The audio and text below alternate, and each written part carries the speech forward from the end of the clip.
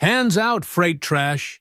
This stop ain't a charity lane. Deputy Faulkner ripped Trina Daniels's license from her fingers and flicked it onto the asphalt, heel grinding it down like something meant to be erased. Look at her, he barked to the circle forming fast. Big rig. No sense. Always hauling lies. Rusk laughed and yanked her arms back, metal cuffs clamping too tight, twisting until her shoulders screamed.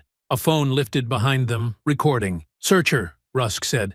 Bet she's dirty. Trina's boots stayed planted beside her semi, jaw locked, eyes empty. In her ear, the hidden comm thumped once. Urgent. Faulkner leaned in, smug, unaware the woman held his fate. Before continuing, comment where in the world you are watching from and make sure to subscribe because tomorrow's story is one you can't miss. The heat rippled off the asphalt as Trina Daniels pulled her black semi-truck into the rest stop. She'd been tracking this route for weeks now, watching the pattern of suspicious vehicles that passed through like clockwork. The air conditioning died as she cut the engine, and sweat immediately began to bead on her forehead. Climbing down from the cab, Trina's boots hit the cracked pavement with a solid thud. She adjusted her fitted black t-shirt and reached for the manifest clipboard tucked behind her seat. Years of tactical training had taught her to stay aware of her surroundings while appearing casual. She noted the few other trucks scattered across the lot, the tired families shuffling in and out of the rest stop building, the pair of local police cruisers parked in the shade. A quick glance at her watch confirmed it was 2:15 p.m. Right on schedule for her routine stop. She flipped through the manifest pages, mentally counting down the minutes until her target should appear. That's when she heard the boots approaching. Well, well, what do we have here? The voice dripped with false friendliness. Deputy Rusk swaggered toward her, thumbs hooked in his belt loops, a smirk plastered across his ruddy face. Don't see many lady truckers out here, especially not. He paused deliberately, looking her up and down. Trina kept her expression neutral. Afternoon, officer. Just checking my paperwork before heading out. A second set of footsteps approached from behind, slower, more measured. Deputy Faulkner emerged like a shadow, his cold eyes studying her with calculated intensity. This is a rest stop, not a parking lot, he drawled. How long you planning to loiter here? Not loitering, sir. Standard safety check, then I'll be on my way. Trina's tone remained professional, but she felt her muscles tensing. The way they had positioned themselves, Rusk in front, Faulkner circling behind, was textbook intimidation. Safety check, huh? Rusk snorted. Sure you ain't running something else out of this truck? Lot of unusual activity in these parts lately. A small crowd of travelers had started to gather, watching the scene unfold. Trina saw a teenage girl pull out her phone, recording. Good. My paperwork's in order, Trina said, holding out her commercial license. You're welcome to verify. Oh, we'll verify all right, Faulkner cut in, his voice dropping to a menacing whisper. He grabbed her wrist, twisting it slightly as he snatched the license. Funny thing about paperwork, sometimes it lies. Just like people. Trina's training screamed at her to counter his hold, to take control of the situation. But she couldn't blow her cover. Not with so much at stake. She pressed her thumb against the tiny comm unit in her ear. 2 quick taps, their agreed-upon danger signal. Sir, you're hurting my wrist, she said loudly, making sure the gathering crowd could hear. I've shown you my license. There's no reason for... Shut your mouth, Rusk barked, his fake friendliness evaporating. Getting real tired of your attitude. Acting all high and mighty with that fancy truck. We know what kind of trash comes through here. More phones had appeared in the crowd.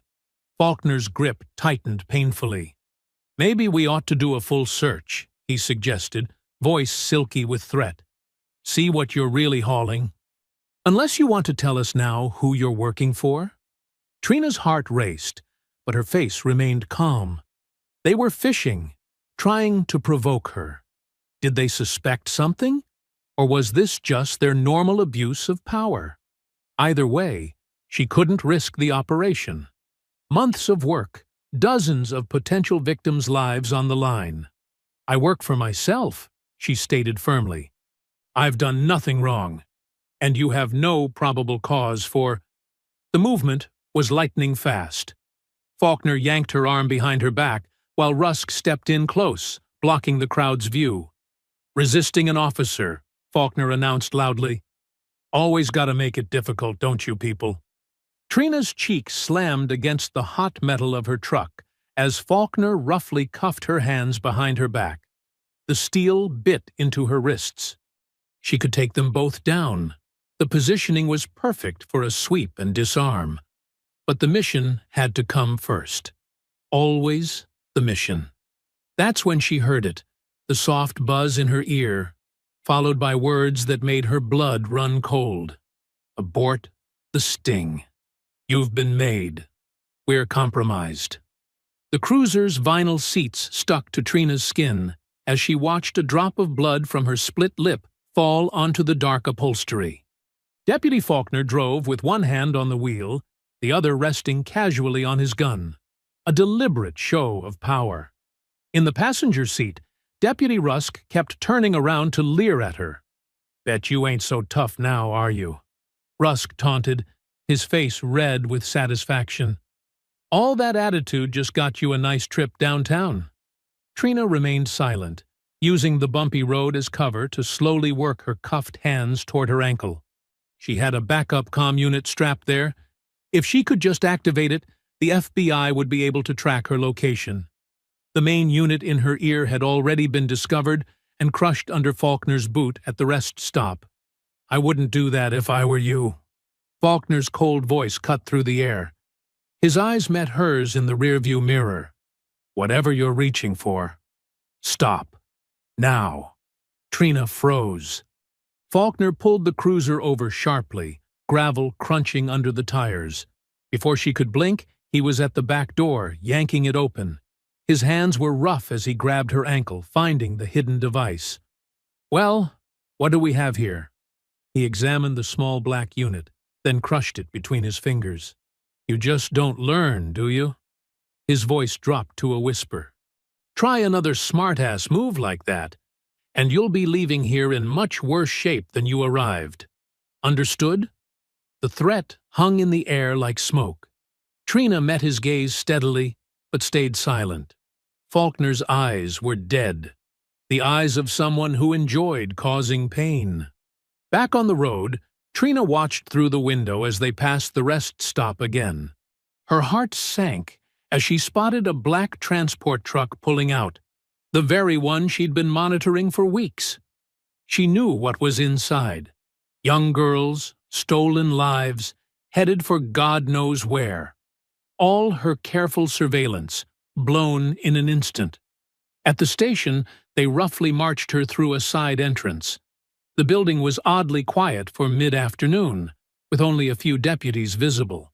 They stopped at booking. "Name?" barked the desk sergeant, not looking up. "Keisha Lorne," Trina replied evenly, using her well-established alias. She'd been operating under this identity for months, with perfect documentation to back it up. Faulkner's eyes narrowed slightly. He stepped closer, studying her face. "Funny. You don't look like a Keisha to me." "That's what my mama named me," Trina shot back, letting a hint of defiance color her tone. "Play the role," she reminded herself. Just another angry civilian being harassed. "We'll see about that," Faulkner murmured. He nodded to Rusk. "Put her in holding." Alone. The holding cell was small and reeked of bleach. A single narrow window near the ceiling let in a shaft of dusty light.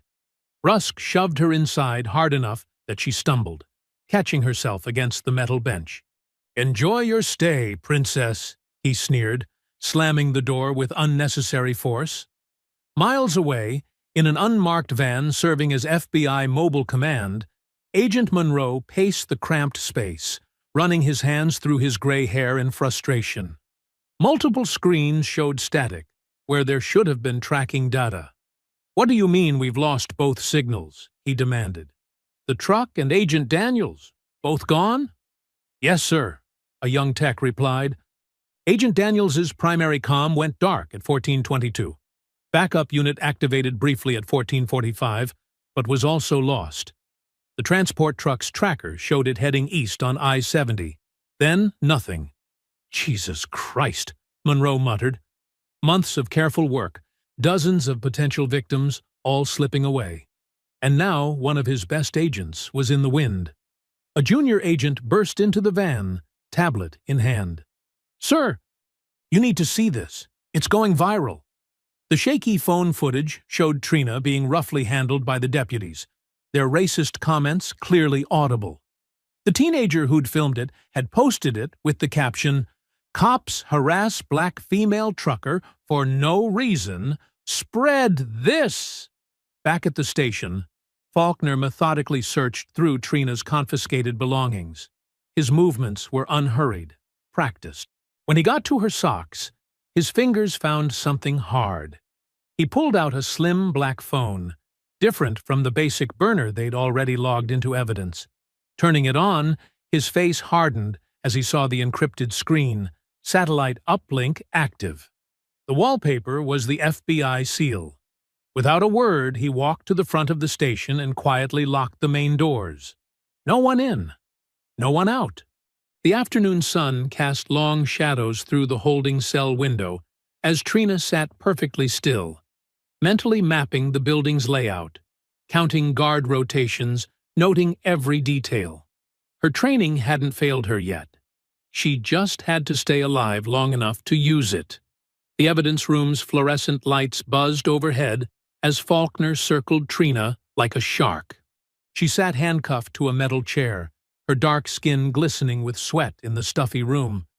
He held up her two confiscated devices, turning them over in his hands with exaggerated care. "You know what I think?" Faulkner's voice was soft, dangerous. "I think you're not some truck driver at all." He leaned in close, his breath hot against her face. "I think you're a fed bitch who stuck her nose where it doesn't belong." Trina kept her expression blank, staring straight ahead. Her split lip throbbed, but she wouldn't give him the satisfaction of seeing her pain. "Nothing to say?" He slammed both devices onto the metal table, making her flinch despite herself. "That's fine. I made some calls. Just waiting to hear back about what to do with you." He pulled out his phone, dialing a number while maintaining eye contact with her. "Yeah, it's me. Got something you need to know about." He stepped just outside the door, but his voice carried clearly. "Found FBI gear on her." "No, nobody knows she's here. What do you want me to do with her?" Trina's ears strained to hear the response, but the voice on the other end was too muffled. Faulkner's face darkened as he listened. Meanwhile, in the dispatch room, Officer Miguel Diaz pretended to file paperwork while watching the scene unfold through the glass partition. His hands shook slightly as he watched Faulkner return to the evidence room. This wasn't right. None of this was right. Faulkner stalked over to the room's thermostat, cranking it up. "Gets mighty hot in here without AC," he drawled. "Especially in summer. Especially when the ventilation's bad." He flicked off the lights, leaving only the dim glow from the hallway. "And it's amazing how many equipment malfunctions we have. Cameras, air conditioning, lights. Anything could happen, and nobody would know." Sweat rolled down Trina's back, but she kept her breathing steady. She'd endured worse in ranger training. The darkness didn't scare her. It was an advantage if she could get free. Down the hall, Deputy Rusk sat at a computer terminal, methodically deleting security footage. His pudgy fingers moved quickly across the keyboard, erasing every trace of their encounter with Trina at the rest stop. He'd done this before. Agent Monroe's voice crackled through the precinct's main phone line for the third time in an hour. "This is Senior FBI Agent Monroe. I need to speak with your commanding officer immediately." The desk sergeant's response was rehearsed. "Sorry, sir. Sheriff's out of town." Can't help you. This is a federal matter. Click. The line went dead. Back in the evidence room, Faulkner pulled up a chair, sitting backwards on it to face Trina. You know what happens to people who threaten our operation? He pulled out his knife, using it to clean under his fingernails. They tend to disappear. Lots of deep woods around here. Lots of hungry animals. Trina's muscles tensed imperceptibly. She'd mapped 4 possible exits, noted the weak point in her handcuffs, counted the steps to the door. She just needed the right moment. Officer Diaz walked past the evidence room for the 3rd time, his conscience eating at him. Through the door's window, he saw Faulkner press his knife against Trina's throat. Diaz's hand instinctively moved to his phone, then dropped away. Who could he even call? The whole department was corrupt. Still nothing to say? Faulkner pressed the flat of the blade harder, leaving a white line across her dark skin. No FBI buddies coming to save you? No backup team about to burst in? Trina met his gaze steadily, her silence more powerful than any words. She could smell the fear beneath his bravado, the desperate smell of a man who knew his time was running out. Faulkner stood abruptly, shoving the chair away. He paced the room like a caged animal, growing more agitated by her continued silence. You think you're tough? You think you can wait us out? He grabbed her jaw roughly. Nobody knows you're here. Nobody's coming for you. And by tomorrow, nobody will even remember you existed. Rusk appeared in the doorway, his face shiny with nervous sweat. All the footage is gone. Clean as it gets. Good. Faulkner released Trina's face, wiping his hand on his uniform, as if touching her had dirtied it. Get the van ready. We move her tonight. The room grew darker as the sun set outside, shadows creeping across the floor like spilled ink. Trina's lip had split open again, drops of blood falling steadily onto the concrete. The metallic smell mixed with the musty evidence room air. Faulkner leaned down, his lips almost touching her ear. You're not getting out of this town. You know too much. His whisper was barely audible as he straightened up and walked to the door. The lock clicked behind him with grim finality, leaving Trina alone in the darkness as her blood continued to drip onto the cold floor. The moonlight cast long shadows through the precinct windows as Officer Miguel Diaz stood outside the evidence room, his hand hovering over the door handle. Inside, he heard Trina cough, a wet, painful sound that made his stomach twist. The night shift was quiet. Only the hum of fluorescent lights and distant radio chatter broke the silence. His fingers trembled as he inserted the USB drive into his laptop. The backup server required his login credentials, standard procedure that nobody ever bothered to check. Within minutes, he had the footage from the rest stop incident copying over. Each second that ticked by felt like an eternity. Come on, he whispered, glancing nervously down the empty hallway. The progress bar crept forward with agonizing slowness. Another cough from inside the room. Diaz grabbed the water bottle and first aid kit he'd hidden in his jacket. The lock clicked softly as he used his key, slipping inside before anyone could spot him. Trina sat exactly where Faulkner had left her, still handcuffed to the chair. Her lip had swollen, dried blood caking her chin. In the dim light, her eyes tracked his movement with sharp awareness that belied her battered appearance. Here, Diaz whispered, unscrewing the water bottle. Drink this. Please. She studied him for a long moment before accepting, letting him hold the bottle to her lips. She drank deeply, some water spilling down her chin. I know you're not just some truck driver, Diaz said quietly, setting down the first aid kit. The way Faulkner's acting. Something's wrong here. Really wrong. Trina swallowed hard, her voice raspy. If you don't get help soon, people are going to die. Her eyes bore into his. Children, in that black transport truck that left the rest stop.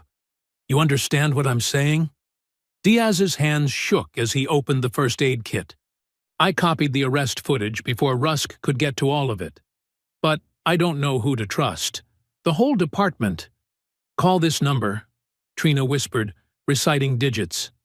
Ask for Monroe. Tell him exactly where I am and that Faulkner's involved directly. He'll understand. Outside in the parking lot, car doors slammed. Diaz peered through the window to see Faulkner striding toward the tree line behind the station, his uniform replaced by dark civilian clothes. 3 men waited in the shadows, their faces obscured by ski masks despite the summer heat. Jesus, Diaz breathed, ducking down. He watched as Faulkner pulled an envelope from his jacket, handing it to the tallest masked figure. Their voices carried faintly through the night air. FBI agent. Needs to disappear. Faulkner's words drifted in fragments. No traces. Cash changed hands. The masked men nodded and melted back into the darkness. Faulkner stood watching them go, then checked his phone and smiled. Miles away, in an unmarked surveillance van, Agent Monroe stared at his monitor in growing horror. The tracking signal from Trina's backup phone had just flatlined. Not just blocked, but completely dead. He tried triangulating her primary comm unit again. Nothing. Something's wrong, he muttered, grabbing his keys. Call the state police. I want backup at that station now. His team scrambled to comply, but Monroe knew they were too far away. Whatever was happening at that precinct, Trina was on her own. Back in the evidence room, Diaz helped clean Trina's split lip with antiseptic wipes. I'll make that call as soon as my shift ends. 2 hours. Just hang on. Earlier is better, Trina said. But I've got my own plans. She nodded toward the water bottle he'd brought. Leave that when you go. Diaz frowned but didn't ask questions. He packed up the first aid kit and moved to the door. I'll keep watch. Try to buy you some time. As soon as he left, Trina went to work. Her fingers, though numb from the tight cuffs, managed to grip the metal bottle cap. The vent cover above her was old, its screws loose from years of vibration. One by one, she began working them free. Outside, Diaz paced the hallway, his police radio crackling with routine traffic stops and domestic disturbance calls. Every footstep made him jump. Every shadow could be Faulkner returning. The USB drive felt like it was burning a hole in his pocket. He checked his watch. 11:47 p.m. The night stretched endlessly ahead as the sound of metal scraping against metal whispered through the evidence room door. From his post, Diaz could see straight down the main hallway to the booking area. Deputy Rusk sat at the desk, playing games on his phone, obviously bored with night shift duty. The security cameras in the corner blinked their red lights steadily, except for the one pointing at the evidence room. That light was dark. Through the window, Diaz watched Trina work methodically at the vent, her movements precise despite her restraints. The metal cap spun against the screws with quiet determination. One screw clattered to the floor, then another. She caught them before they could make noise. The radio squawked, Unit 4, respond to possible 1054 at Miller's Creek. Rusk's voice came back. Copy that, en route. The front door slammed as Rusk left, leaving the station even emptier. Somewhere in the building, a phone started ringing. It went unanswered. The vent cover creaked softly as another screw came loose under Trina's relentless work. Diaz checked his watch again. 11:52 p.m. The night crawled by like molasses as he stood guard, every minute feeling like an hour, while behind him the sounds of Trina's escape attempt continued with quiet persistence. The darkness pressed in around Trina as she squeezed her aching body through the narrow vent shaft. Years of dust coated her clothes, and every movement sent shooting pains through her bruised ribs. The basement archives stretched below her like a maze of shadowy shelves and forgotten files. With practiced silence, she lowered herself down, landing in a crouch between 2 tall filing cabinets. The musty smell of old paper and damp concrete filled her lungs. Her training kicked in. Assess, adapt, survive. First priority. Get oriented. Pale emergency lights cast a sickly glow through the underground space. Row after row of metal shelving units created a grid pattern that stretched into the darkness. Water dripped somewhere in the distance, each drop echoing off the concrete walls. "Security panel has to be down here somewhere," she whispered to herself, keeping her voice low enough that it wouldn't carry. Moving carefully despite her injuries, Trina crept along the walls, scanning for electrical fixtures. Her fingers traced along rough concrete until they found what she was looking for. A utility access panel hidden behind a stack of moldy cardboard boxes. The panel's lock was simple enough. She pulled a bobby pin from her hair and had it open in seconds.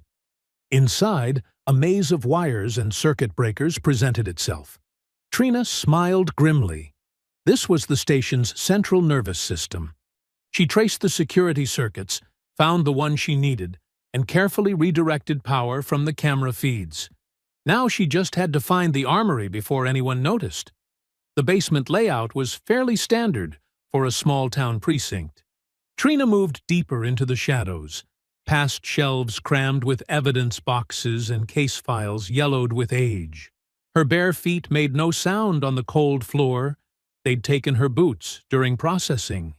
The armory door stood at the end of a short hallway, its heavy metal frame a stark contrast to the crumbling walls around it.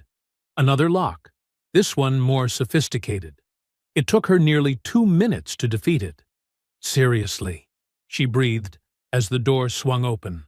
The weapon racks were almost completely bare, just empty hooks and dust where rifles and shotguns should have been. Faulkner had clearly been planning ahead. But there, in a forgotten corner under some old riot gear, she found it. A battered X-26 taser, probably considered too old for service, but still functional. The charge indicator showed green when she tested it. Better than nothing. A bank of old security monitors caught her eye, pushed against the back wall. Most were dark, but 3 still displayed grainy feeds from external cameras. Trina's pulse quickened as she noticed the timestamp on the footage. Just a few hours old. She rewound the feed, scanning backwards until she found what she needed. The black transport truck appeared on screen, turning east out of the rest stop. She followed its progress across multiple camera views until it turned onto Route 16, heading straight for the abandoned Midwest Meats processing plant. "Got you," she whispered, memorizing the route. That facility had been shut down years ago after health code violations. Perfect cover for trafficking operations. Suddenly, heavy footsteps pounded overhead. A door slammed, followed by shouting. Trina's muscles tensed as Faulkner's voice carried through the ceiling. "She's loose in the building. Lock it down, now." Radio static crackled. Then Rusk's excited reply. "Copy that. All units converge on the station. Suspect is considered dangerous." Trina moved fast, plotting her escape route. The basement had to have an emergency exit. She found it behind a row of filing cabinets. A metal door with a push bar, probably rusted shut from disuse. More footsteps above, running now. Flashlight beams swept the stairwell leading down to the archives. Time was up. Her fingers found the keypad lock beside the emergency door. 4 digits. Standard building code would use the station's founding date. She punched in 1958, and the lock clicked open. Shouts echoed from the stairwell. "Check the basement! She has to be down here!" Trina gripped the taser tightly and took a deep breath. The door would trigger an alarm. But that didn't matter now. She could hear Rusk's heavy breathing as he descended the stairs. Outside, crickets chirped in the pre-dawn darkness. 100 yards of open ground separated the station from the tree line. Red and blue lights began strobing in the distance as backup units responded to the call. Meanwhile, on a lonely stretch of county road, Agent Monroe's sedan crawled to a stop behind what appeared to be a drunk driver weaving across both lanes. Standard procedure would be to call it in, but something felt off. The driver's movements were too deliberate, too calculated. Monroe reached for his radio, but before he could key the mic, headlights blazed to life in his rearview mirror. A truck roared out of the darkness, engine screaming. His last thought was that he should have waited for backup. Back at the station, Trina pressed her shoulder against the emergency exit. The metal groaned in protest, decades of rust fighting against her. Behind her, flashlight beams danced across the walls as officers searched the basement room by room. "Where are you, you sneaky bitch?" Rusk's voice echoed off the concrete. "Come out, and maybe we won't have to hurt you too bad." Trina threw her full weight against the door. It burst open with a shriek of tortured metal, triggering alarms throughout the building. Cold night air rushed in as she stumbled out into the darkness. Sirens wailed to life, painting the world in alternating red and blue. Dogs barked in the distance. The woods beckoned, offering cover less than 100 yards away, but her injuries slowed her down. Each step sent fire through her ribs and bare feet. "There! By the emergency exit!" someone shouted. Flashlight beams swept toward her as she ran. Taser clutched tightly in her bloody fingers. The pre-dawn mist clung to the ground as Trina moved through the dense pine forest, each step calculated and precise despite her injuries. Blood had soaked through her black t-shirt, where Faulkner's questioning had reopened a wound in her side. The fabric was sticky and warm against her skin. She paused behind a thick tree trunk, listening intently. Distant sirens still wailed back at the station, but out here, only the earliest bird song broke the silence. Her bare feet were cut and bruised from running across rough terrain, leaving a trail she needed to hide. Fast. Trina dropped to one knee beside a fallen log, scooping up handfuls of dark mud. The cool earth felt good against her burning skin as she methodically covered her arms and legs, breaking up her silhouette. She lifted her shirt carefully and packed mud against the bleeding wound, gritting her teeth at the sting. It wasn't sterile, but it would help slow the blood loss until she reached her cache. "Just like Rangers training," she muttered, remembering similar exercises in Georgia's swamps. Use the terrain. Become invisible. She moved in careful bounds between covered positions, counting her steps. 5 miles to her emergency cache. 4 hours until full daylight. The odds weren't great, but she'd survived worse. Back at the station, Faulkner paced in front of 6 deputies equipped with tactical gear and K-9 units. His voice was cold and precise as he briefed them. "Subject is armed and extremely dangerous," he barked. "She's already attacked officers and destroyed evidence. Shoot on sight, but make it clean. Self-defense only." He shared a meaningful look with his most trusted men. Rusk hung back in Faulkner's office, typing quickly on a computer. The screen showed a suicide note, carefully worded to paint Trina as unstable and delusional. "Boss, got the note ready," he called out. "Says she was hearing voices, got paranoid about trafficking conspiracies. Real textbook stuff." Meanwhile, Officer Diaz sat alone in the dispatch room, replaying the last voicemail from Agent Monroe. Hidden in the standard check-in message was a code. 3 seemingly casual words that made Diaz's blood run cold. Sunshine, breakfast, red. The FBI emergency signal for "Officer down," internal threat. In the woods, Trina moved steadily northeast, using the rising sun to maintain her bearing. She kept to the deepest shadows, freezing in place whenever branches cracked in the distance. The sound of dogs barking carried on the morning air, still far away, but getting closer. Her vision swam occasionally from blood loss and exhaustion, but she forced herself to focus. The cache was close now.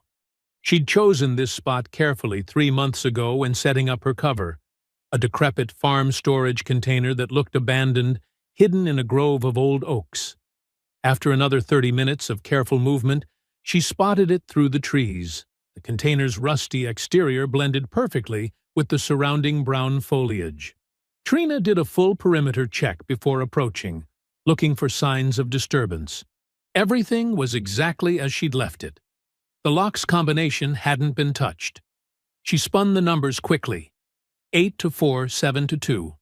The door creaked open just enough for her to slip inside. Cool darkness enveloped her as she felt her way to the battery-powered lamp.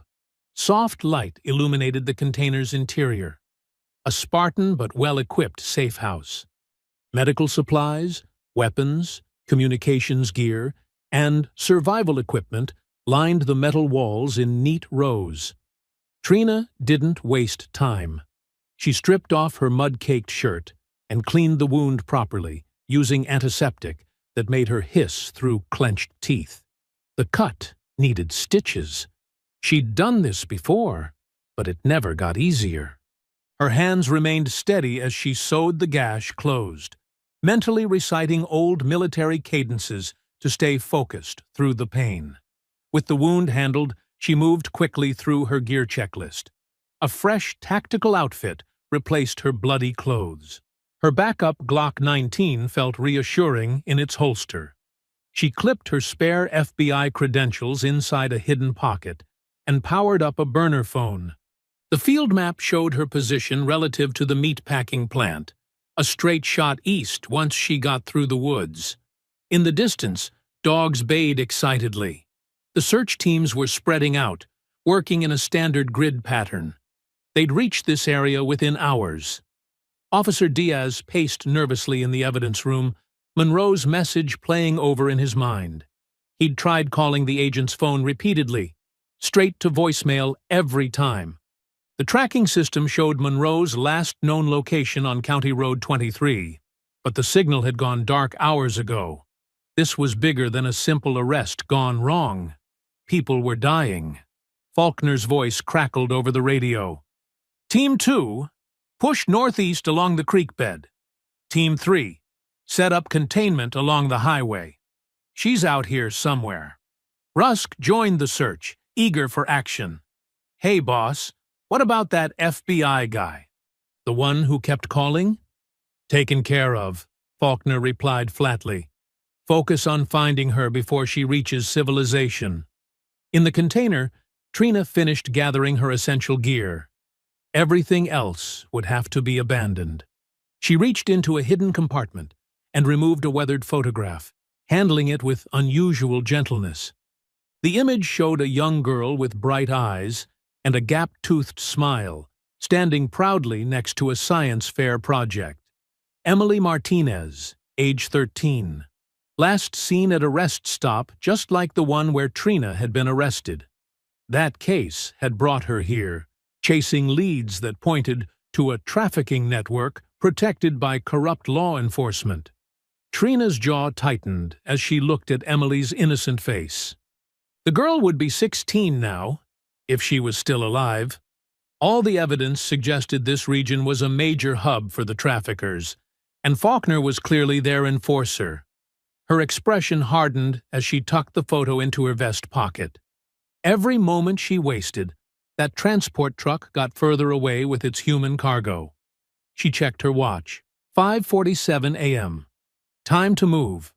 The fluorescent lights flickered inside the empty gas station as Trina worked quickly at the manager's computer. Her stolen police credentials had gotten her through the back door, and her signal jammer ensured no alarms would reach dispatch. The morning sun streamed through dirty windows, casting long shadows across the empty aisles. Her fingers flew across the keyboard, accessing the regional security network. Years of FBI cybersecurity training had taught her how to navigate these systems blindfolded. The screen filled with camera feeds from every major intersection and business along Highway 15. Come on, where are you? She muttered, scanning through hours of footage. Her side throbbed where she'd stitched herself up, but she pushed the pain aside. A flash of black caught her eye. There, the transport truck, exactly as she remembered it. No plates, heavily tinted windows, custom exhaust stack. She tracked its movement through multiple cameras, watching it turn east onto County Road 86 before disappearing into an industrial zone. The meatpacking plant stood out immediately. Officially closed for 3 years, but satellite imagery showed recent tire tracks and power usage. Perfect cover for trafficking operations. Remote location, soundproof walls, cold storage units. Her jaw clenched as she thought about what might be happening inside. Trina pulled out her burner phone and dialed the FBI's secure line. 3 rings, then a click. "This is Agent Daniels. Authentication code Sierra 947. I need immediate backup at—" The line crackled with static. A distorted voice cut in. "Sorry, Agent Daniels. Line's been temporarily disconnected." Her blood ran cold. She recognized that voice. Deputy Rusk. Someone at the Bureau was feeding them information. Her own agency had been compromised. Back at the sheriff's station, Officer Diaz stood in the doorway of Rusk's office, holding a printout of the fake suicide note. "This is wrong," Diaz said, his voice steady despite his racing heart. "We both know she didn't write this." Rusk's face darkened as he stood up from his desk. "You need to learn when to shut your mouth, rookie. I'm calling internal affairs. This whole department needs—" Rusk's fist connected with Diaz's stomach before he could finish. The younger officer doubled over as Rusk grabbed him by the collar. "You ain't calling nobody," Rusk snarled, dragging Diaz down the hallway. They reached a storage room filled with old files and equipment. "Take some time to think about your career choices." The door slammed shut. The lock clicked. Diaz pounded on the metal surface, but the soundproofed room swallowed his shouts. Miles away, at an isolated stretch of highway, Deputy Faulkner stood over the body of the transport truck's driver. The man had outlived his usefulness. Loose ends needed tying up. Faulkner wiped his knife clean and took the keys from the dead man's pocket. The truck's cargo was secure in the meatpacking plant's cold storage. 7 girls, all under 15, drugged and ready for processing. The buyers were already lined up, money transferred through offshore accounts. Everything was falling into place, except for one loose end named Trina Daniels. Back at the gas station, Trina accessed a different system, the surveillance drone network used by local news stations. She'd borrowed the login credentials during her initial undercover work. The drones provided real-time aerial coverage of major roads and infrastructure. She guided one of the drones toward the meatpacking plant, keeping it high enough to avoid detection. The thermal imaging showed multiple heat signatures inside the building, small clusters that didn't move like adults. Her stomach turned. A black SUV appeared on the feed, driving up the plant's access road. The vehicle stopped, and a familiar figure stepped out. Deputy Faulkner, still in uniform, carrying a briefcase. He walked with the confidence of someone who owned the place. Because he did. Trina zoomed the camera in, recording everything. Faulkner unlocked the main entrance and disappeared inside. Minutes later, lights came on in the administrative section. Through the windows, she could see him laying out papers on a desk, making calls, running his operation like any other business. "Got you," she whispered, saving the footage to a secure cloud server. This wasn't just a corrupt cop taking bribes or providing protection. Faulkner was the mastermind, using his badge and department resources to run a sophisticated trafficking ring. The security cameras showed more vehicles arriving, expensive cars with tinted windows, buyers coming to inspect the merchandise. Trina's hands shook with rage as she watched men in suits being escorted inside by armed guards. She checked her weapons and ammunition one last time. The Glock felt heavy against her hip, loaded with hollow points. A backup piece was strapped to her ankle. In her vest pocket, Emily Martinez's photo seemed to burn against her chest. a reminder of what happened when these monsters went unchecked. The signal jammer beeped, warning her that police frequencies were active nearby. Search teams were sweeping this area now, working their way systematically from the station. She'd stayed in one place too long. Trina wiped the computer's logs and gathered her gear. Through the gas station windows, she could see dust kicked up by approaching vehicles. Time to disappear again. But now she had what she needed: proof of Faulkner's operation and its location. The drone feed continued streaming to her phone as she slipped out the back door. On the screen, another black SUV pulled up to the plant. More suits, more guards, more lives being destroyed while the world looked away. The diesel engine rumbled as Trina guided her semi-truck down the empty industrial road. The afternoon sun cast long shadows across the cracked pavement, and the meat-packing plant's rusty sign creaked in the wind. Her truck, once just cover for surveillance, now served a different purpose. She'd reinforced the front bumper with steel plates and filled the trailer with tactical gear. Parked in a secluded spot half a mile from the plant, Trina methodically prepared her equipment. The bulletproof vest felt familiar against her skin as she secured the straps. Memories of her Army Ranger days flooding back. She checked each smoke grenade twice, arranging them on her belt for quick access. The suppressed Glock slid smoothly into her thigh holster.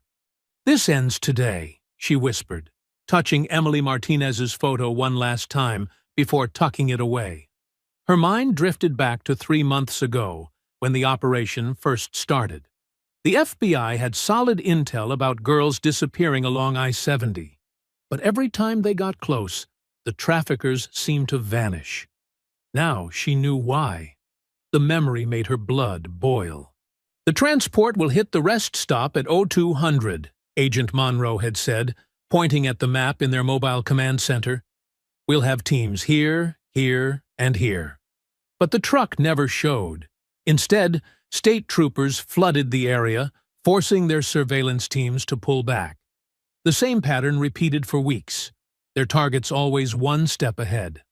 "Someone's feeding them information," Trina had insisted. "We need to go dark, run this off books."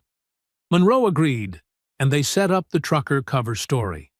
But even that had been compromised. The mole ran deeper than they'd imagined, all the way to the FBI's regional office. Every move they made, Faulkner knew about it first. Inside the meat-packing plant, screams echoed through the cold storage area. Faulkner stood over a teenage girl, maybe 14, who'd tried climbing through a ventilation shaft. Her lip was split, eye swollen shut. "You think you can just walk away?" he snarled, grabbing her hair. "After what I paid for you?" The girl whimpered as he dragged her back to the holding area. Other girls pressed themselves against the walls of their cells, trying to become invisible. Faulkner's phone buzzed, another buyer wanting to inspect the merchandise. Back in her truck, Trina set up her laptop and connected to a secure satellite uplink. The camera's red light blinked on, recording her face in the dim cabin. "My name is Special Agent Trina Daniels, FBI Undercover Operations," she began, her voice steady. "What I'm about to show you documents a human trafficking operation run by Deputy Clyde Faulkner of the Missouri State Sheriff's Department." She uploaded everything: drone footage, financial records, surveillance photos, arrest reports showing patterns of missing girls, names, dates, locations, all of it backed up with hard evidence. Faulkner uses his position to protect traffickers, targeting vulnerable girls and women across 5 states. He's murdered at least one federal agent and countless victims. This isn't just corruption. It's systematic evil hiding behind a badge. Her finger hovered over the send button. The files would go to every major news outlet, social media platform, and law enforcement agency simultaneously. No one could bury this. "To Deputy Faulkner," she continued, staring directly into the camera, "I'm coming for you. No more hiding. No more victims. Tonight, you answer for everything." She hit send. Multiple progress bars filled her screen as the files uploaded. Within minutes, notifications started popping up. Downloads, views, shares. The truth was out, spreading faster than anyone could stop it. Trina checked her watch. The sun had almost set, painting the sky blood red. Through her binoculars, she counted 4 guards patrolling the plant's perimeter. Armed but sloppy, more used to intimidating teenage girls than facing actual resistance. She started the engine, feeling its powerful vibration. The reinforced bumper could easily take down the front gate. Smoke grenades would provide cover while she breached the building. Years of tactical training had prepared her for this moment. Her radio crackled with police chatter. They'd found her message. Faulkner's voice cut through the static, ordering all units to the plant. But it would take them at least 15 minutes to arrive. More than enough time. The truck's headlights cut through the gathering darkness as Trina accelerated down the access road. The guard at the gate barely had time to raise his weapon before 3 tons of steel slammed through the barrier. Metal screamed against metal as the gate crumpled under her bumper. Trina was already moving, pulling pins from smoke grenades as she leapt from the cab. The devices arced through the air, spreading thick white clouds across the loading dock. Confused shouts and gunfire erupted from multiple directions, but the bullets hit nothing but smoke. Her suppressed Glock made hardly a sound as she dropped the first guard. The second went down before he could radio for help. Through her tactical goggles, heat signatures showed the remaining guards clustering near the main entrance, exactly where she wanted them. More smoke grenades rolled across the concrete, creating a wall of cover. Trina moved like a shadow through the chaos, weapon raised, closing in on the building's entrance. Inside, she could hear Faulkner shouting orders, trying to regain control of a situation that had already spiraled beyond his grasp. This was the moment everything changed. No more running, no more hiding. The time for justice had finally come. The metallic stench of rust and decay filled Trina's nostrils as she moved through the smoke-filled corridors. Water dripped from exposed pipes overhead, creating an eerie percussion that mixed with distant shouts and running footsteps. Her tactical goggles revealed heat signatures moving frantically through the building. 2 guards appeared at the end of the hallway, their rifles sweeping back and forth through the smoke. Trina pressed herself against a corroded wall, controlling her breathing. The first guard passed within inches of her position. She struck like a viper. Her hand clamped over his mouth, while her other arm locked around his throat in a rear naked choke. He thrashed, but her grip was iron. Within seconds, he slumped unconscious. She lowered him silently to the floor. "Joey? You see something?" The second guard called out, moving closer. Trina waited until he was just past her before stepping out.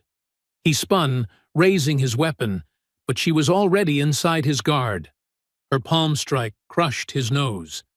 As he staggered, she grabbed his rifle barrel, twisting it away while driving her knee into his solar plexus. He doubled over, gasping. A precise strike to the base of his skull put him down.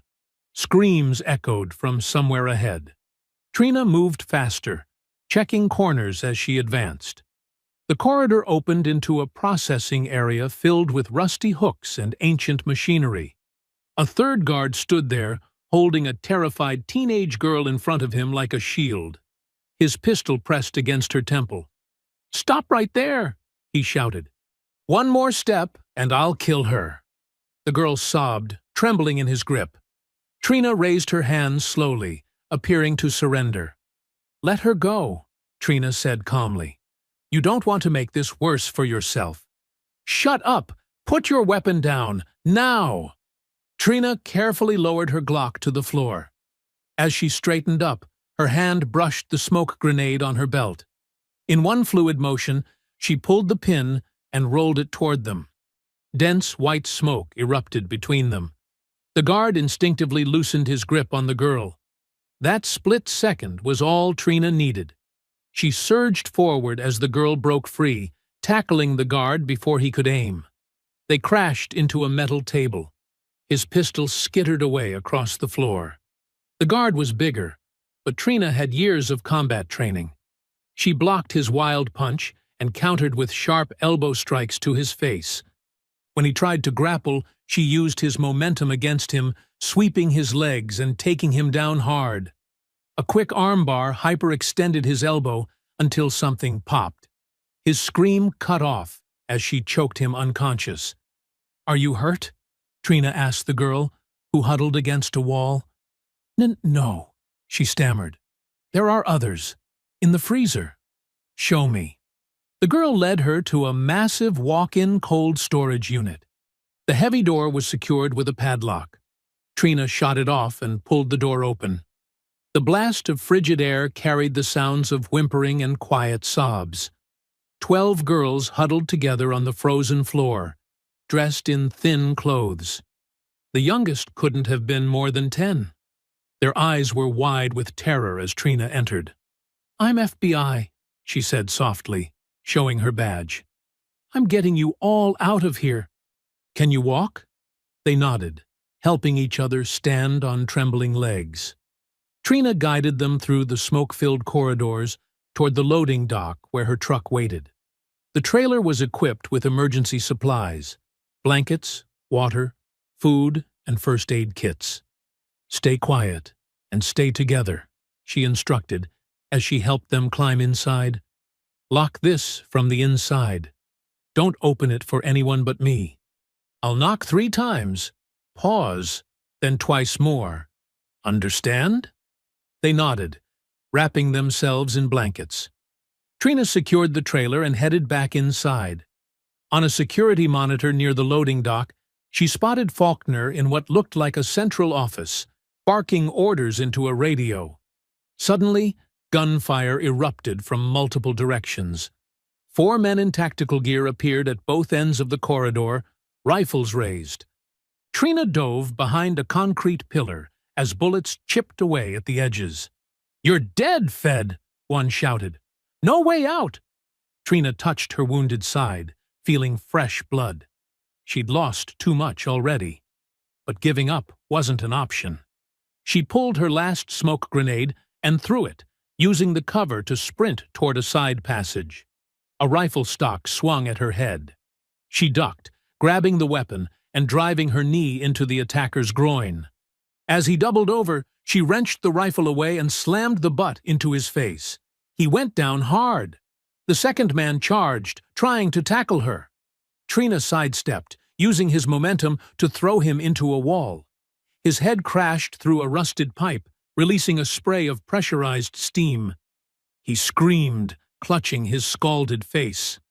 More bullets forced her into a roll. Pain exploded in her leg as a round grazed her thigh. She came up firing, catching the third attacker in the shoulder.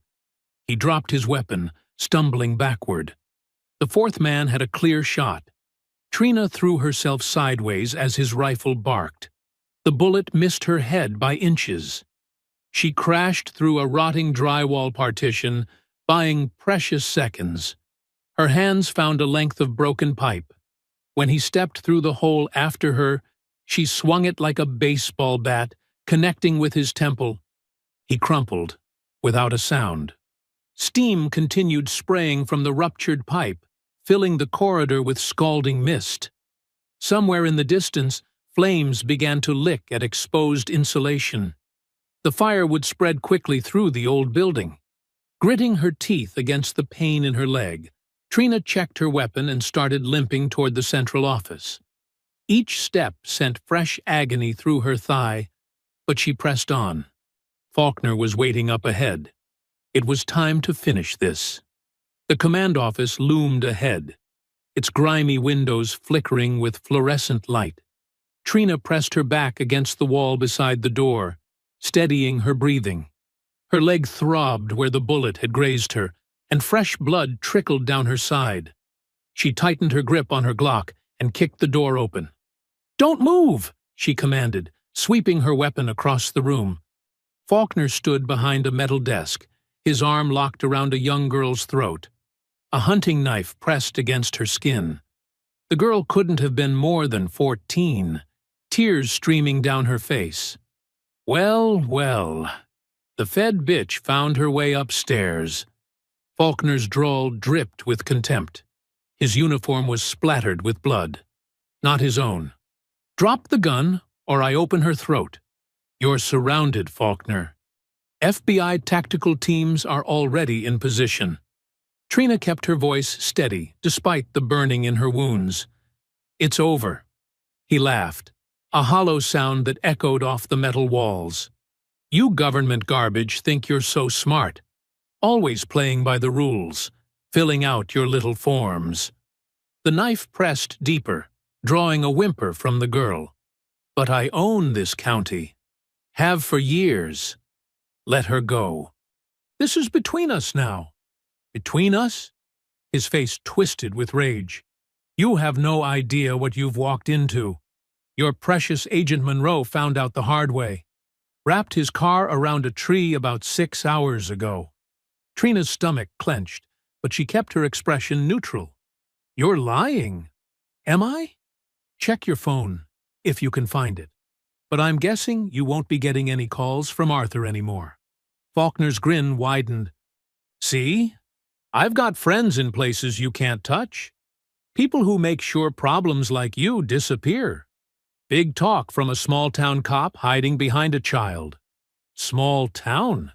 He pressed the blade harder, drawing a thin line of blood. "I run more product through this route than you'll see in your whole career. Girls, drugs, weapons, whatever pays. And no Fed above my pay grade will touch me." Trina's eyes darted to a metal cup on the desk near Faulkner's right hand. In one fluid motion, she fired at it. The cup exploded, spraying hot coffee across his face. He jerked back instinctively, loosening his grip on the girl. "Run!" Trina shouted. The girl twisted free and bolted for the door. Trina's second shot caught Faulkner in the shoulder, spinning him against the wall.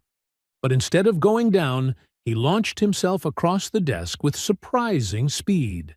His tackle drove them both to the floor. The gun skittered away as they crashed into a filing cabinet. Faulkner's fist connected with Trina's wounded side, sending waves of agony through her body. She countered with an elbow strike to his throat, but he barely seemed to feel it. "I'm gonna enjoy this," he growled, wrapping his hands around her neck. Trina bucked and thrashed, but his weight pinned her down. Black spots danced at the edges of her vision as his thumbs dug into her windpipe. She clawed at his face, but he just squeezed harder. Her hand found a loose piece of metal on the floor, part of a broken chair. She swung it desperately, catching him in the temple. His grip loosened for a split second. That was all she needed. Trina drove her thumb deep into his eye socket. Faulkner screamed, rearing back. She planted her foot against his chest and kicked hard, sending him stumbling backward. Before he could recover, she tackled him into a support beam. His head cracked against the steel with a sickening thud. They grappled on the floor, trading savage blows. Faulkner fought like a cornered animal, all technique abandoned in favor of raw brutality. He caught her with a wild punch that split her lip. She answered by driving her knee into his groin. Rolling away from another grab attempt, Trina snatched up her dropped handcuffs. When Faulkner lunged again, she caught his arm and used his momentum to flip him. The cuffs snapped around his wrist before he could pull free. "You're finished!" she panted, securing the other cuff to an exposed furnace pipe. "You stupid by—" His words cut off as she slammed his head against the pipe. "Shut up." Trina wiped blood from her mouth and activated the body camera clipped to her vest. The red light blinked, indicating it was streaming live. Faulkner thrashed against the cuffs, spitting curses. His eye was swollen shut where she'd gouged it, and blood ran down his face from a gash on his forehead. Trina looked directly into the camera lens. Her voice was raw, but unwavering. This is who your heroes really are. In the distance, police sirens began to wail. Orange flames reflected off the office windows as the fire spread through the lower levels of the plant. Smoke curled under the door, growing thicker by the second. You hear those sirens, Faulkner? Trina's words carried clearly on the video feed. That's the sound of your empire burning down. Every trafficking route, every dirty cop, every piece of evidence you tried to bury, it's all coming to light. He lunged at her again, the cuffs clanking against the pipe. I'll kill you for this. No. She stood over him, eyes hard. You'll rot in a federal prison, knowing a black female agent brought down your whole operation. And that's going to hurt worse than anything I could do to you. The sirens grew louder, multiple units converging on the plant. Through the window, emergency lights painted the smoke-filled sky in strobing red and blue. Fire alarms shrieked through the smoke-filled corridors of the meatpacking plant.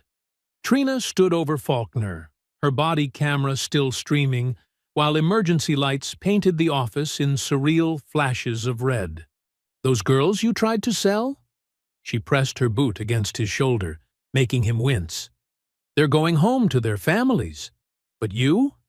You're never seeing daylight again. The building trembled as another explosion rocked the lower levels. Smoke poured through the vents, thick and acrid. Outside, a police helicopter's spotlight swept across the windows, and dozens of voices shouted commands through bullhorns. FBI! This is a federal operation! All units hold position! Trina grabbed Faulkner's keys and unlocked the cuffs from the pipe, quickly resecuring them behind his back. On your feet, she ordered, hauling him up. We're walking out of here. You're dead, he snarled through bloody teeth. You hear me? Dead! She shoved him toward the door. Keep talking. The whole country's watching your meltdown live. They emerged into the hallway as state police in tactical gear rushed up the stairs, weapons raised. Federal agent, Trina called out, holding up her backup badge. I have 12 victims secured in my truck outside. They need immediate medical attention. Ma'am, we've got ambulances standing by, one officer responded, training his rifle on Faulkner. The building's about to go up. We need to evacuate now. Trina pushed Faulkner forward, keeping pressure on his wounded shoulder. The stairwell was filling with smoke, making visibility poor. She could hear the girls coughing in her truck outside, scared voices carrying through broken windows. They reached the ground floor as federal marshals burst through the main entrance. Fire crews attacked the blaze with high-pressure hoses, creating a wall of steam and smoke. Trina's legs trembled from blood loss, but she maintained her grip on Faulkner. Get those girls out first, she shouted to the rescue teams. My truck's parked against the north wall. Medics rushed past with stretchers and oxygen tanks. The girls emerged one by one, wrapped in emergency blankets, some barely conscious from the cold of the storage unit. Others clung to each other, sobbing as paramedics guided them to waiting ambulances. Faulkner tried to twist away in the chaos, but Trina drove her knee into the back of his leg. Don't even think about it, she growled. A familiar voice cut through the noise. Agent Daniels! Officer Diaz pushed through the crowd, his face bruised and uniform torn. He clutched a USB drive in his shaking hand. I got out, picked the lock after Rusk left. I have everything. Deleted footage, phone records, internal communications. Federal agents immediately surrounded him, securing the evidence. Diaz looked at Faulkner with disgust. I recorded your calls too, Deputy. The ones about Agent Monroe. Faulkner lunged at the young officer, but Trina yanked him back. Two marshals grabbed his arms as news helicopters circled overhead, their spotlights creating a dizzying pattern of shadows and glare. Agent Daniels, a senior FBI tactical commander, approached. We found Monroe's car. It was staged to look like an accident, but we have tire marks indicating a pit maneuver. This is now classified as a domestic terrorism investigation. Trina nodded, her vision starting to blur. The adrenaline was wearing off, and her wounds screamed for attention. The girls? Make sure they're safe first. They're being transported to secure medical facilities, the commander assured her. We have protective details assigned to each one. Federal agents led Faulkner toward an armored transport van. He was still shouting threats, but his voice had taken on a desperate edge. The live stream from Trina's body camera had destroyed any chance of his connections protecting him. Paramedics rushed to Trina's side as her knees buckled. Multiple GSWs. Severe blood loss, one called out, catching her before she hit the ground. We need a gurney over here. They eased her onto a stretcher, cutting away her vest to assess her wounds. The pain hit her in waves now, making it hard to focus. Through the haze, she saw Diaz giving his statement to federal investigators, pointing out other officers involved in the conspiracy. The plant's upper floors were fully engulfed now, flames reaching into the night sky. Fire crews fought to contain the blaze as evidence teams rushed to secure what they could from the offices. BP's dropping, a medic announced, starting an IV. We need to move her now. As they loaded her into an ambulance, Trina caught one last glimpse of Faulkner being shoved into the transport van. Their eyes met through the smoke. His face had gone slack, the reality of his situation finally sinking in. All his power, his connections, his years of corruption, rendered meaningless by a single live stream. The medics closed the ambulance doors, shutting out the chaos. Trina let her head fall back against the stretcher as they inserted a second IV line. Outside, more sirens approached. State police, FBI evidence response teams, federal prosecutors. The system she'd fought so hard to fix was finally moving, grinding into action with unstoppable momentum. Hold still, Agent, the medic said, checking her wounds. You've lost a lot of blood, but we've got you stabilized. Trina nodded weakly, the edges of her vision growing dark. The last thing she saw before losing consciousness was the red and blue emergency lights reflecting off the ambulance's ceiling, pulsing like a heartbeat in the night. Trina's eyes fluttered open to the steady beep of heart monitors. Sunlight streamed through hospital blinds, casting thin stripes across crisp white sheets. Her body ached, but the sharp pain had dulled to a manageable throb thanks to IV painkillers. A small TV mounted in the corner played CNN at low volume. The headline scrolling across the bottom read, "Breaking, FBI busts major trafficking ring, corrupt police implicated." Multiple federal indictments handed down this morning, the anchor reported. Deputy Clyde Faulkner and 4 other members of the Morrison County Sheriff's Department face charges including kidnapping, human trafficking, civil rights violations, and the murder of a federal agent. The screen showed Faulkner being led into the federal courthouse in shackles, his face bruised from their fight. Deputy Rusk followed, head down, shoulders slumped. 3 other deputies Trina recognized from the department walked the same path of shame, all in cuffs. The entire department has been placed under emergency federal authority, a Justice Department spokesperson announced from a podium. We have evidence of systematic corruption going back years. This case represents a complete failure of local law enforcement leadership. A nurse entered, checking Trina's vitals. Good to see you awake, Agent Daniels. You've had quite a few visitors waiting. Before Trina could respond, 2 senior FBI officials walked in. Assistant Director Phillips from D.C. and the special agent in charge of the Kansas City field office. Agent Daniels, Phillips said, pulling up a chair. How are you feeling? Like I got hit by a truck, Trina replied, her voice hoarse. But I'll live. We need to debrief you, the SAC said.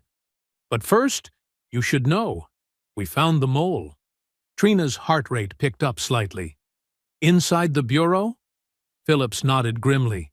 Senior analyst in our trafficking task force. He was feeding intel to Faulkner's operation for months. That's how they knew to redirect resources away from your surveillance position. Faulkner rolled on him fast once we had him in custody, the SAC added. Gave up names, dates, payment records, everything. What about Monroe? Trina asked quietly. Phillips's face softened. His death won't be in vain.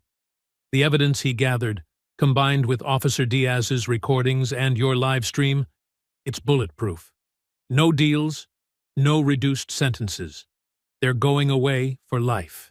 As if on cue, the TV showed Officer Diaz being escorted into the federal building, surrounded by U.S. Marshals.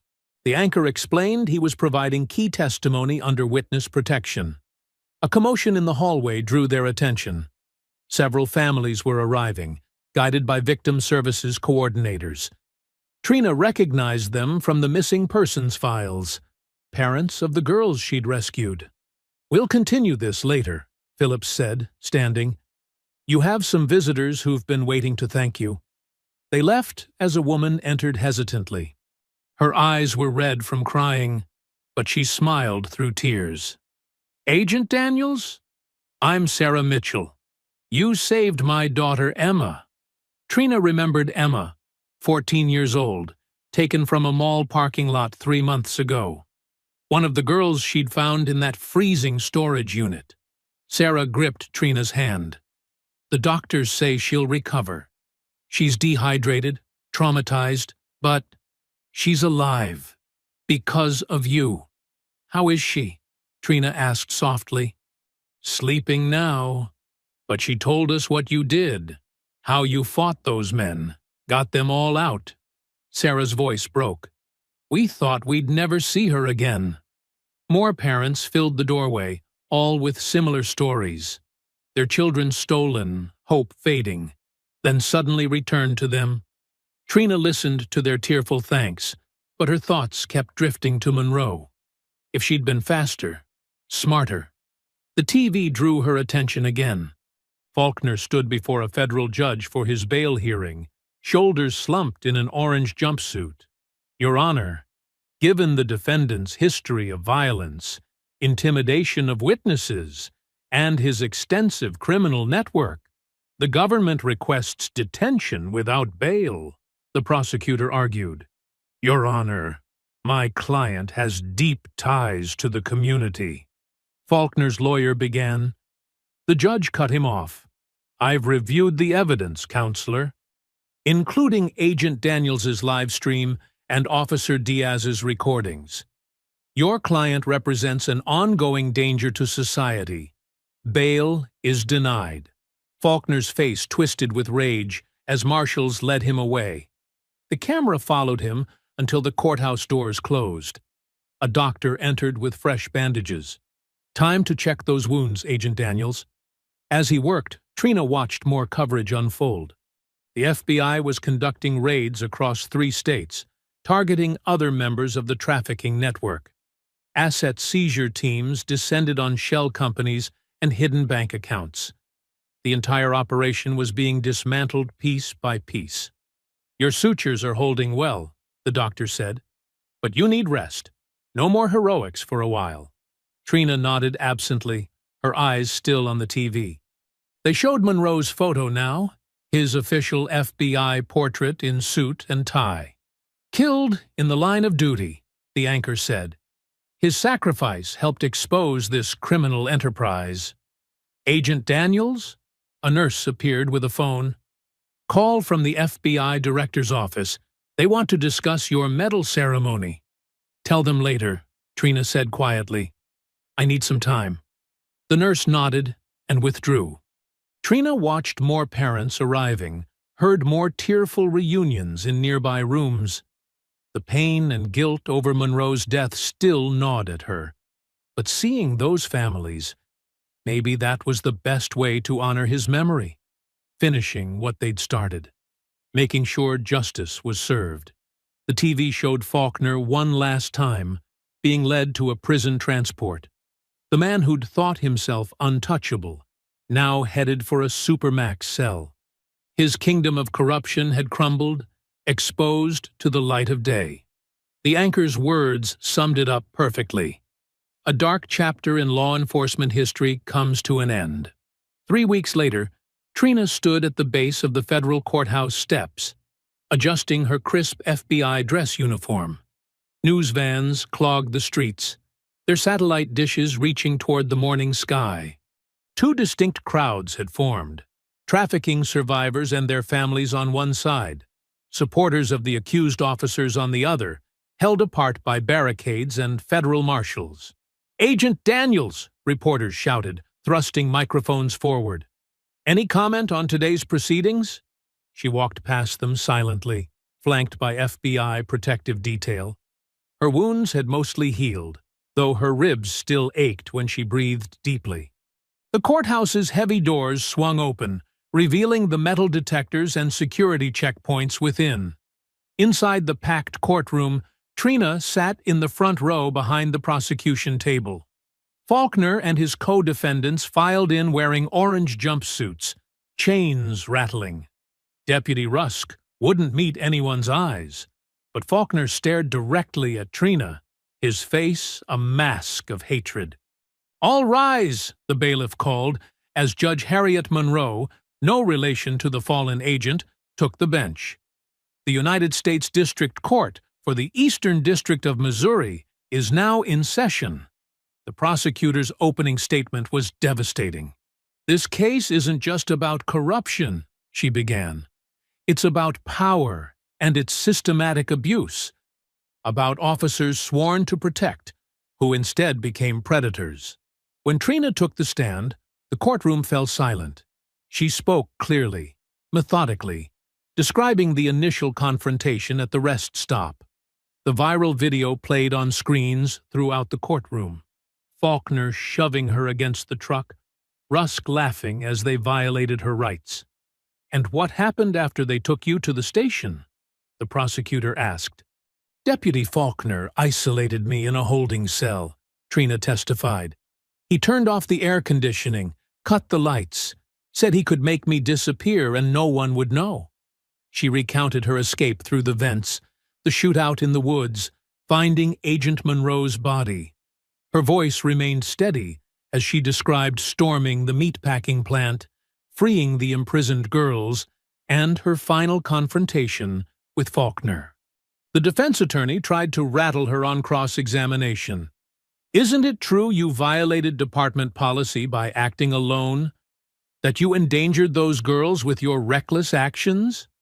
"I followed FBI protocols for compromised operations," Trina replied calmly.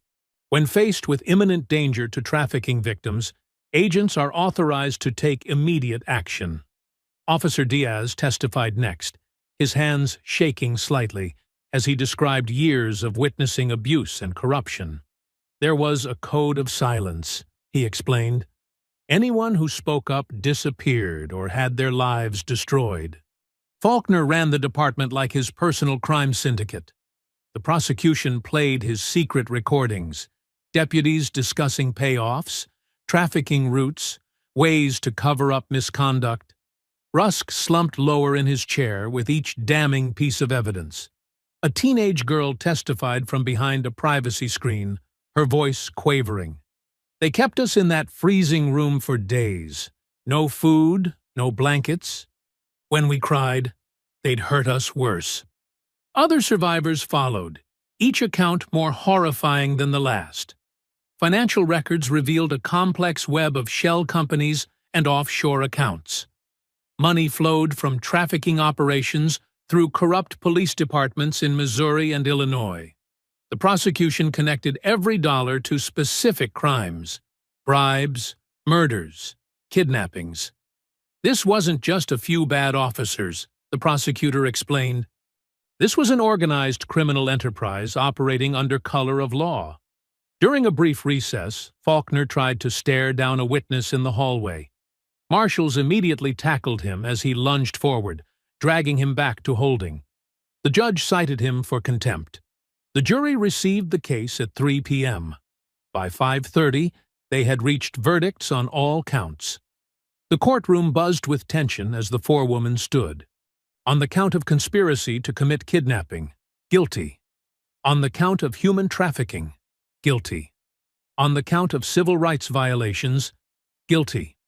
On the count of first-degree murder of a federal agent, guilty. The litany continued. Guilty on every charge for every defendant. Rusk began sobbing openly. Two other deputies slumped forward in defeat.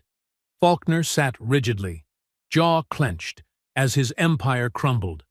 Judge Monroe's voice cut through the murmurs.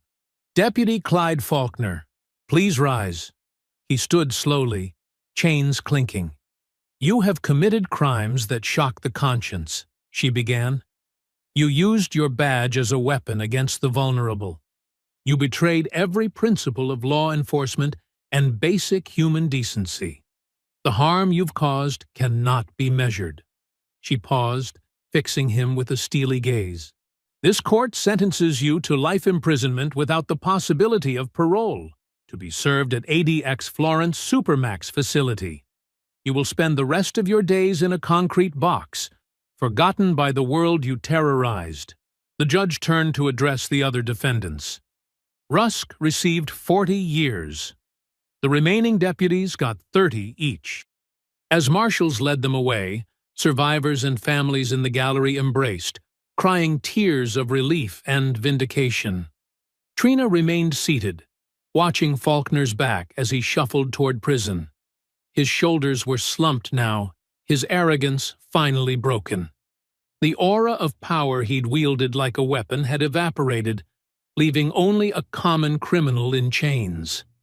Outside the courthouse, reporters clamored for statements. The U.S. Attorney outlined plans to investigate other departments. Survivors' families thanked prosecutors through tears. Protesters from both sides slowly dispersed as the verdicts spread across social media. That evening, the FBI field office auditorium was lit softly, rows of empty seats facing a simple podium. No press allowed, just agents, support staff, and a handful of high-ranking officials. The ceremony was scheduled after hours to avoid media attention. Trina sat in the front row, her dress uniform pressed and perfect. Her hands rested quietly in her lap, fingers occasionally brushing the still tender spots on her ribs. The room filled silently, agents nodding respectfully as they passed. Nobody spoke above a whisper. FBI Director Walsh approached the podium, his silver hair catching the light. We're here tonight to honor extraordinary service and sacrifice, he began. The FBI Director's Medal for Distinguished Service is our highest civilian honor.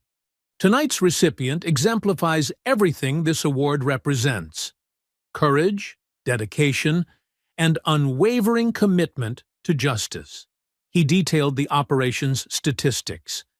12 victims rescued, 5 corrupt officers convicted, 3 trafficking networks dismantled, and over $20 million in criminal assets seized.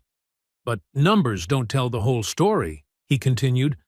Agent Daniels faced torture, isolation, and near death. She lost her mentor, Agent Monroe, yet she never wavered from her mission to protect the innocent and bring criminals to justice. Trina rose when called, walking steadily to the podium. The medal gleamed gold against dark blue fabric as Director Walsh pinned it to her lapel. The audience stood, applauding. She accepted with a simple nod, no speech needed. Her eyes scanned the crowd, noting the empty chair where Monroe should have been. Outside, camera flashes burst like lightning through the tinted windows. Reporters shouted questions. Agent Daniels, how does it feel? Any comment on the new oversight legislation? What's next for your career? She walked past them, face neutral, into a waiting bureau SUV. On the ride home, she watched breaking news on her phone. The Justice Department had announced sweeping reforms: mandatory federal oversight for rural police departments, new anti-trafficking task forces, expanded witness protection programs. The ripples spread quickly. In Tennessee, 3 deputies resigned after Internal Affairs launched an investigation. Mississippi saw 5 officers arrested for similar corruption. A police chief in Arkansas killed himself when evidence emerged linking him to trafficking operations. The blue wall was cracking. At the FBI Academy in Quantico, Officer Miguel Diaz began his training, determined to become the kind of agent who could prevent future Faulkners from rising to power. His classmates treated him with respect. The rookie cop who'd helped break open one of the biggest police corruption cases in recent history. The 12 rescued girls moved through various stages of recovery. Some reunited with families, others entered specialized care programs. Money seized from Faulkner's operation funded their therapy, education, and support services. One of the older girls started a peer support group for trafficking survivors. Early morning found Trina at Arlington National Cemetery, frost coating the gravestones. She knelt at Monroe's marker, removing a small metal disc from her pocket. She'd had her badge number etched into it, along with the words, "You were right. Sometimes the system works." She pressed it into the soft earth beside the headstone. "You taught me to trust the process," she whispered, "to believe in justice, even when it seemed impossible." Birds called softly in the distance as the sun began to rise. Back at her apartment, Trina sat at her desk and opened her laptop. The resignation letter was already drafted, each word carefully chosen. She'd revised it dozens of times over the past week, but the core message remained the same. Dear Director Walsh, I tender my resignation from the Federal Bureau of Investigation, effective immediately. The Bureau gave me the tools and training to fight injustice, and for that, I will always be grateful. However, I've come to realize that my most effective work happens outside institutional boundaries. The system can work, as recent events have shown, but it works too slowly for those in immediate danger. While the Bureau processes warrants and navigates jurisdictions, victims suffer. I intend to keep fighting, just not from behind a desk. Please accept my badge and credentials with thanks for the opportunities I've been given. Respectfully, Special Agent Trina Daniels. She printed the letter, signed it with steady hands. Her badge and ID card sat ready in an envelope. Tomorrow she would hand-deliver them to the director's office, then walk away from the career she'd built. The media frenzy continued outside her building. Reporters camped on the sidewalk, hoping for a quote or photo. Questions about her next move filled the airwaves, but Trina kept her silence. Let them speculate. She had work to do. Her phone buzzed, a text from Diaz at the academy. First firearms qual tomorrow. Wish me luck. She smiled slightly, typing back. You've got this. Remember, breathe through the trigger pull. On her living room wall, photos of the rescued girls smiled back at her. Not crime scene photos or evidence markers, but new images. Girls in therapy sessions, playing basketball, studying for GEDs, beginning to heal. Their strength reminded her why the fight mattered more than the institution. The setting sun painted her apartment in shades of orange and gold. Tomorrow she would start a new chapter, but tonight she allowed herself to rest, knowing she'd kept her promise to Monroe, to never stop until justice was served. 6 months later, the rising sun painted golden streaks across a busy truck stop off Interstate 40. The place hummed with morning activity. Families grabbing breakfast, truckers checking manifests, tourists stretching their legs. A gleaming black semi-truck stood apart from the others, its polished surface reflecting the dawn light. The truck's trailer bore a new logo in silver and blue.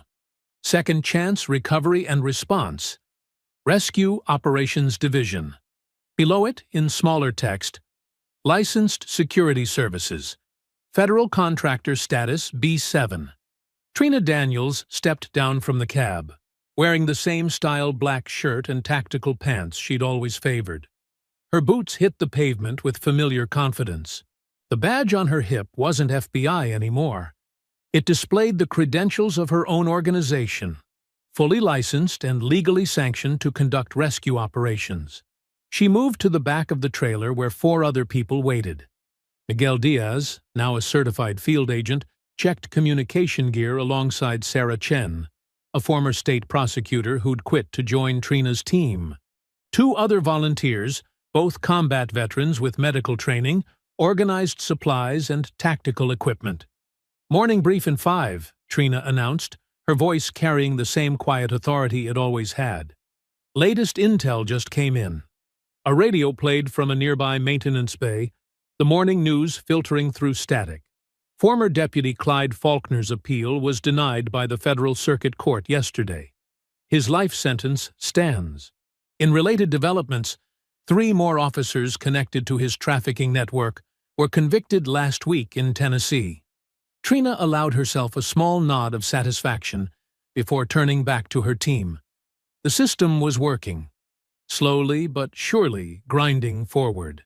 But she'd learned that justice needed both institutional power and direct action. That's why she'd created this organization. The trailer's interior looked nothing like its exterior. Custom-built compartments housed surveillance equipment, medical supplies, and defensive gear. Everything legally registered and properly licensed. No more working in shadows, now they operated in full daylight with proper authority. "Target location is confirmed," Diaz reported, pointing to a map display. "Local law enforcement is already notified of our contracted status.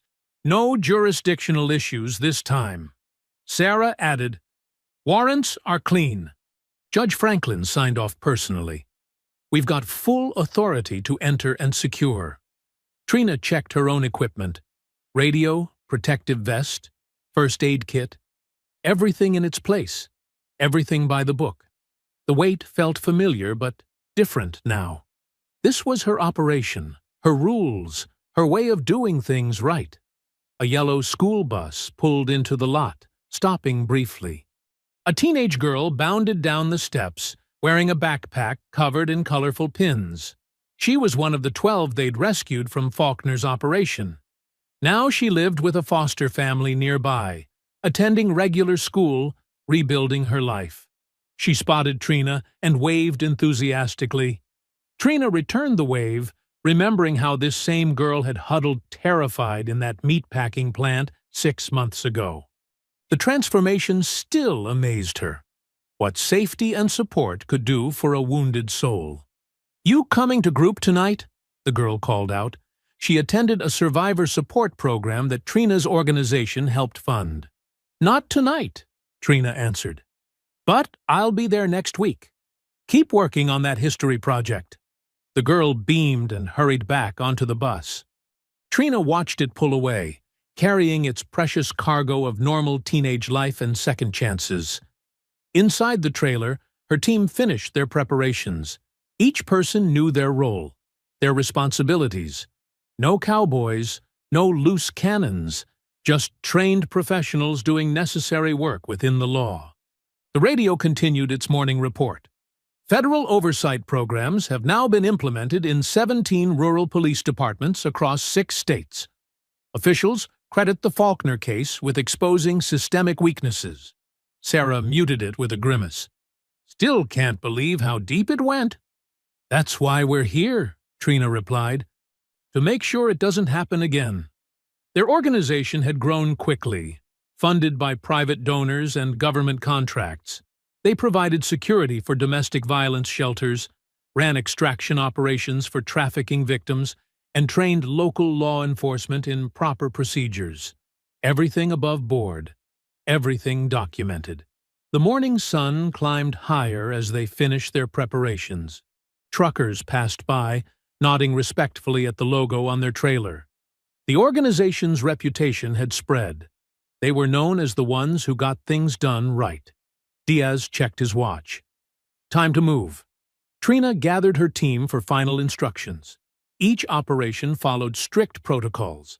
Safety first, legal compliance absolute, documentation complete. No corners cut, no rules bent. They'd learned that justice worked best in the open. A message buzzed on Trina's phone. Another thank you from a family they'd helped reunite last week.